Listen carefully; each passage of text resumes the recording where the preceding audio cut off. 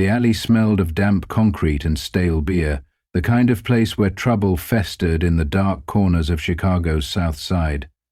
Michael Carter adjusted the strap of his duffel bag, his breath visible in the crisp night air. It had been a long shift at the warehouse, and all he wanted was to get home, shower, and sleep. Then he heard it. A sharp, desperate cry. He froze.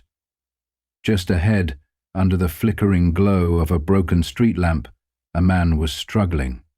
His back was pressed against the graffiti-covered brick wall, his hands trembling as he tried to shield himself. The other man, a shadowy figure clad in dark clothes, swung a fist, connecting with a sickening thud.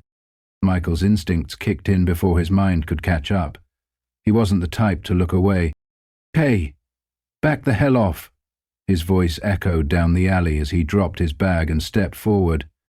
The attacker turned, startled. His face was obscured by the darkness, but Michael saw the flash of something metallic in his hand. A knife.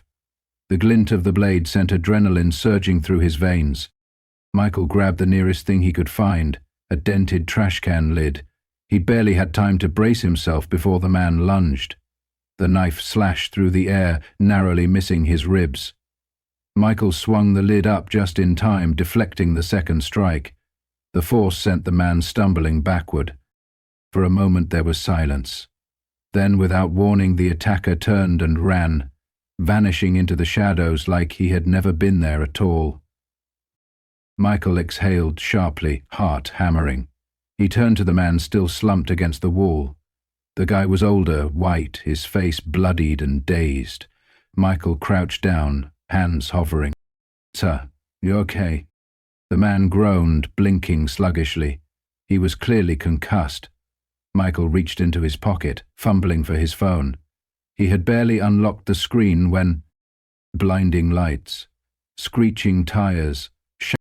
Michael flinched as red and blue strobes flooded the alley. Sirens screamed through the night. 2 squad cars skidded to a stop, their doors flying open. "Put your hands up." The order came from behind a drawn gun. Michael turned his head. 2 cops were already advancing, weapons trained on him. "Whoa, hold on," Michael said, lifting his hand slowly. "I was helping." A hard shove sent him crashing against the brick wall. A knee dug into his back. "You got a real interesting definition of helping, buddy," a voice sneered. Michael's arms were yanked behind him, cold steel biting into his wrists as the cuffs clicked shut. Through the chaos, the older man, the real victim, was silent. And just like that, Michael Carter was no longer a good Samaritan. He was a suspect. The interrogation room smelled like old coffee and sweat, the kind of place where time dragged on, designed to break people down. Michael Carter sat cuffed to the steel table, his shoulders stiff, his face blank. He had been here for hours, left to marinate in his own exhaustion, but he refused to show weakness. The door creaked open. Detective Ryan Blake strolled in, a folder tucked under his arm, his badge glinting under the fluorescent lights. He was the kind of cop who carried himself like a man who had already won. He sat down across from Michael, dropping the file onto the table with a heavy thud. "Michael Carter," Blake said, flicking the folder open. 34 years old, former Marine, 2 tours in Afghanistan, honorable discharge, no criminal record. "Ha." He leaned back in his chair, studying him. "You'd think a guy like you would know better than to get himself in this kind of situation." Michael didn't respond. He had learned a long time ago that silence was sometimes the best weapon. Blake smirked. "All right, let's cut to it.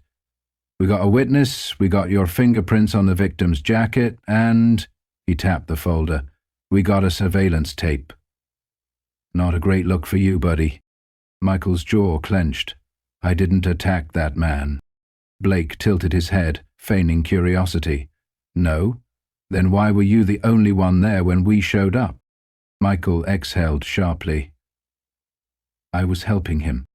Blake chuckled, shaking his head. "Yeah, see, that's where things get tricky. Because Henry Whitmore, our victim, he woke up in the ambulance, and guess what? He doesn't remember much, but he remembers seeing you before he blacked out. Michael's stomach turned, but he kept his face neutral.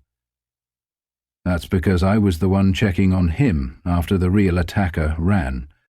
Blake clicked his tongue. That's a nice story. Problem is, no one else saw this real attacker of yours. He leaned in. You want to know what I think? I think you saw a rich old man, thought he was an easy target, and you went for it. But hey, maybe I'm wrong. You tell me. Michael's hands curled into fists beneath the table. You are wrong. The door opened again. District Attorney Robert Ellison walked in, crisp suit, confident stride. He barely glanced at Michael before setting a thick case file on the table. Detective, he said smoothly, nodding to Blake before turning his attention to Michael. Mr. Carter, I'm here to make things simple for you. He tapped the file. We have enough to put you away for a long time. Assault, attempted robbery, resisting arrest. He shrugged. But I'm willing to offer you a deal. Plead guilty to assault and I'll make sure you get a reduced sentence. 5 years out in 3 with good behavior. Michael's pulse pounded in his ears. 5 years for something he didn't do? He forced himself to breathe evenly. No, he said firmly. Ellison smirked. Think about it, Carter. Trials are messy. Juries don't like uncertainty. A black man in a dark alley with an unconscious white guy, you really think they'll believe your version of the story? Michael locked eyes with him. I think the truth matters. Ellison's smirk widened. Not in my courtroom. The words settled between them like a challenge. Michael knew then, this wasn't about justice. It was about winning. And they had already decided he would lose. The courtroom was packed, tension thick in the air. Reporters lined the back row, their cameras clicking every few seconds, capturing what was being labeled a clear-cut case of urban violence. The jury, a majority white panel, sat stiffly in their seats, their expressions unreadable. But Michael Carter could feel it. The weight of judgment, the unspoken verdict that had already settled in their minds. He was not on trial for what he did. He was on trial for who they thought he was. Michael sat at the defense table, his back straight, jaw locked, hands clasped tightly together. His lawyer, Olivia Turner, whispered something to him, but he barely heard it. Across the room, District Attorney Robert Ellison straightened his tie, exuding the confidence of a man who already knew the outcome. The bailiff's voice rang out. All rise for the Honorable Judge Arthur Coleman. Everyone stood as the judge, an older man with a reputation for being tough on crime, entered. He barely spared Michael a glance before motioning for the trial to begin. Ellison wasted no time. He stepped forward, addressing the jury with a practiced smile. Ladies and gentlemen, what we have here is a simple case of violent criminal behavior, he began. His voice was smooth, authoritative. A man, our victim, Henry Whitmore, was found unconscious in an alley, his face bruised, his wallet missing. And who do we find standing over him? He turned, leveling a finger at Michael. This man.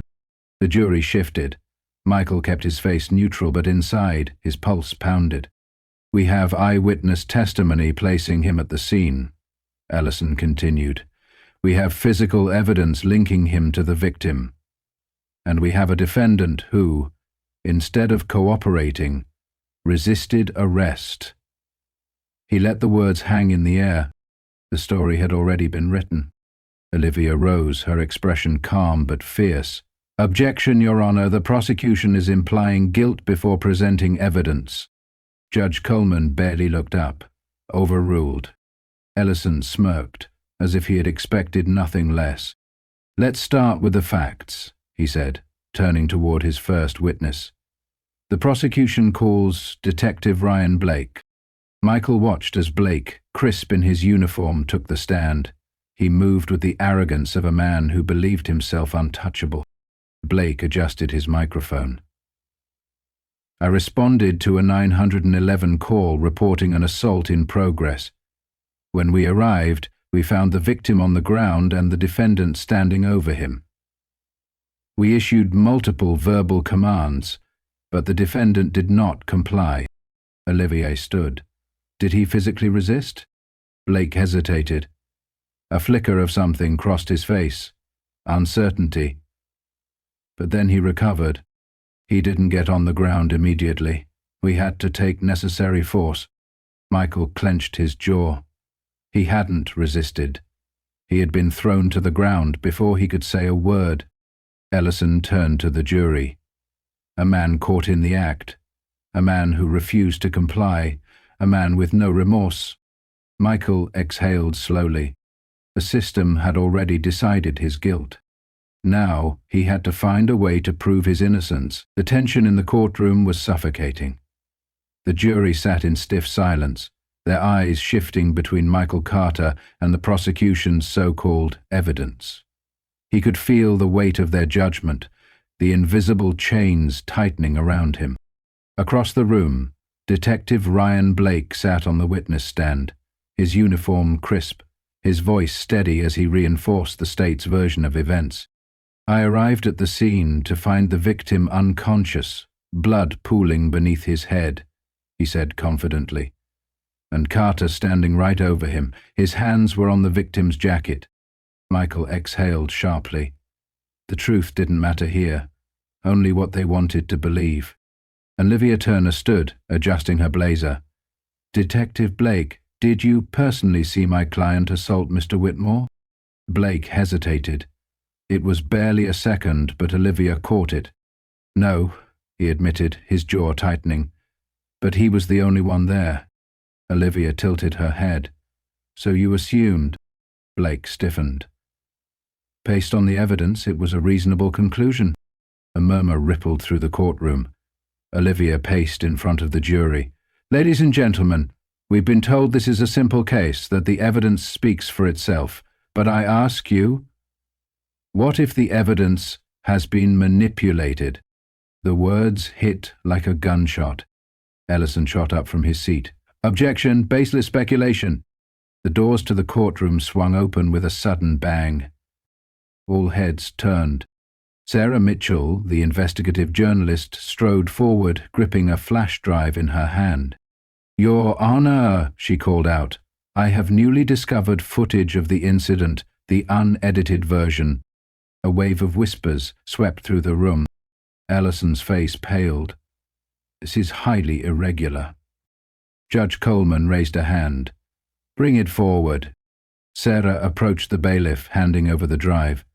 Within minutes, the screen in the courtroom flickered to life. The original raw footage played, and the truth unraveled. The video showed the real attacker, a man in a dark hoodie, slamming Henry Whitmore against the wall.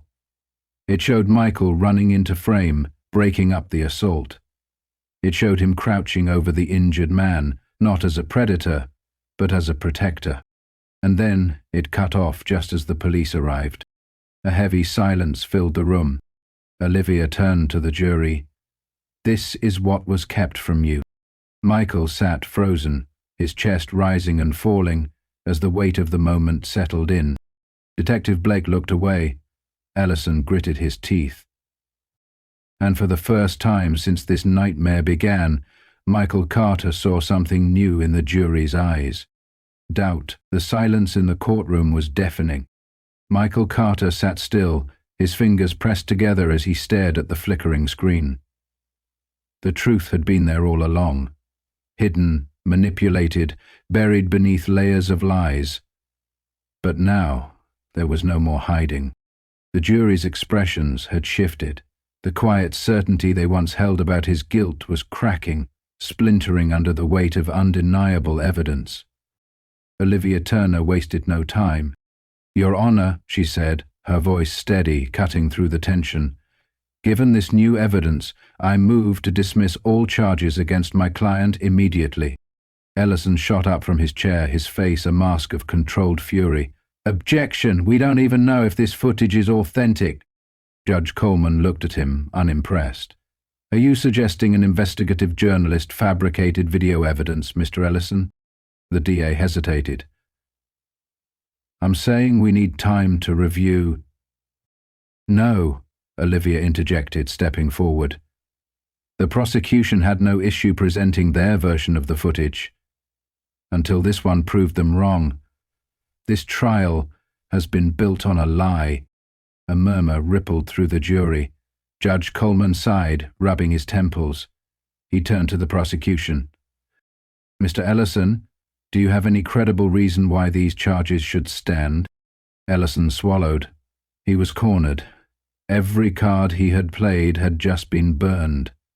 He glanced at Detective Blake, who sat rigid, his face pale. Then, like a final nail in the coffin, Sarah Mitchell's voice cut through the room. If I may, Your Honor, she said, I also have records showing that Detective Blake was involved in 3 other cases where video evidence conveniently malfunctioned or went missing. A sharp gasp rippled through the gallery. Michael's heart pounded. He turned, watching as Blake's carefully crafted facade began to crack. His jaw clenched, his hands twitched. Judge Coleman straightened in his chair. Detective Blake, he said, voice heavy with authority. You better have an explanation. Blake opened his mouth, then closed it. Sweat formed at his temple. For the first time he had nothing to say. The judge leaned forward.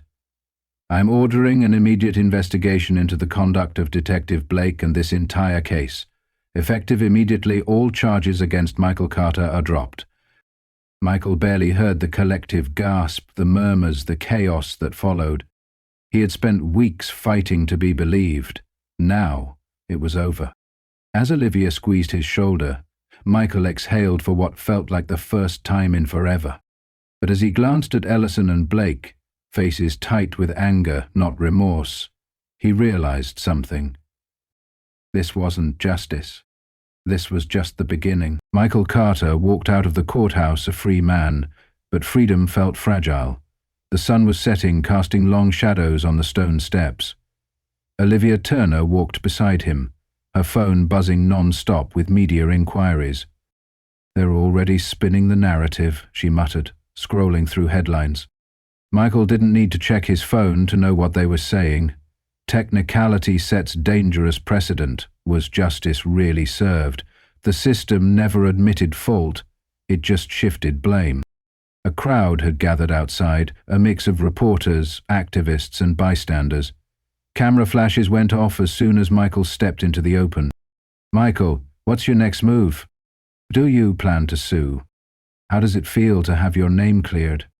Michael hesitated, then stepped up to the mic that someone had shoved toward him. His voice was steady. I should never have been here in the first place, he said. What happened to me isn't just about me. It's about a system that convicts people before they even step into a courtroom. A murmur rippled through the crowd. Olivia tensed beside him. So, yeah, Michael continued, his jaw tightening. I have a next move.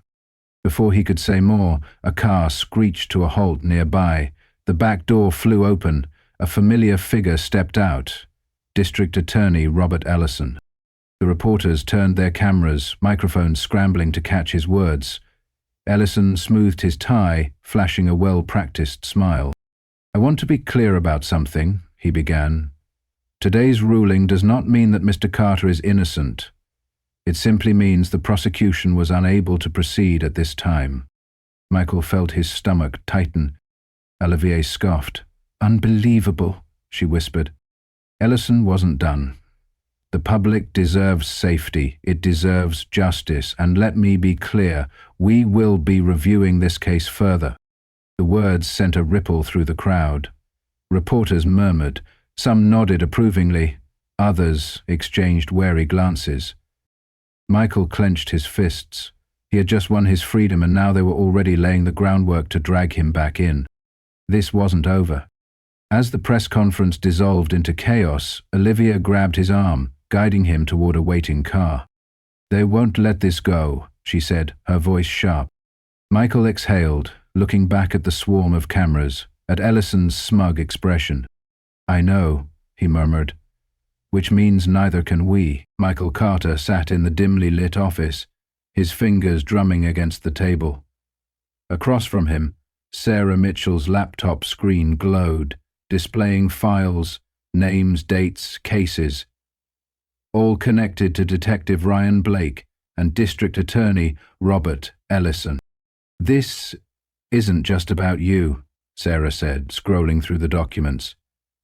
"There's a pattern, fabricated evidence, doctored surveillance footage, wrongful convictions, and it goes back years." Michael exhaled, his jaw tightening. He had suspected as much, but seeing it laid out in black and white made his stomach turn. Olivia Turner leaned forward. "If we take this public, we're not just exposing one bad cop or one corrupt DA. We're exposing a system." Michael nodded. "Then let's do it." Within hours, the story broke. A web of corruption, how prosecutors and police manipulated justice, flooded news outlets. Social media exploding with outrage. Whistleblowers started coming forward. Old cases resurfaced. Ellison's press conference the next morning was a disaster. He stood at the podium, the once confident prosecutor now visibly shaken. "These allegations are baseless," he insisted, sweat beating at his temple. "The justice system is built on integrity." A reporter cut him off. "Then why have multiple former defendants come forward with eerily similar stories?" Ellison stammered. Cameras clicked. His downfall had begun. Meanwhile, Detective Blake wasn't as lucky. A formal internal affairs investigation was launched, uncovering falsified reports, destroyed evidence, and coerced confessions. He was arrested within days. Michael watched the chaos unfold from his apartment. The news played on repeat. Blake indicted. Ellison resigns. A new investigation into past convictions. But justice wasn't just about tearing down the corrupt. It was about rebuilding. A week later, Michael stood at a podium of his own, this time by choice. "I was nearly another statistic," he said to the crowd, "and I know too many who didn't get the chance to fight back. We can't fix the past, but we can change the future." He announced the launch of an independent justice reform initiative aimed at exposing wrongful convictions and demanding accountability. The fight wasn't over, but for the first time he wasn't the one on trial. Michael Carter's story isn't just about one man who fought back. It's about a system that tried to break him and the people who stood beside him to expose the truth. It's a reminder that justice isn't automatic.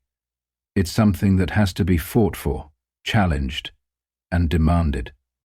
We saw how the legal system isn't always about truth, it's about power. Corrupt officials like Detective Blake and DA Ellison thrived because they relied on silence, fear, and blind trust in authority. But when people like Sarah Mitchell, Olivia Turner, and Michael refused to stay quiet, the system had to answer for its crimes. The biggest takeaway: injustice doesn't stop on its own. It stops when people stand up and fight back. So now we ask you, have you ever witnessed or experienced an injustice? How did you respond? Drop a comment below and share your thoughts. Your voice matters. And if this story resonated with you, make sure to like, share, and subscribe to our channel. This isn't just a story, it's a movement. Let's keep the conversation going.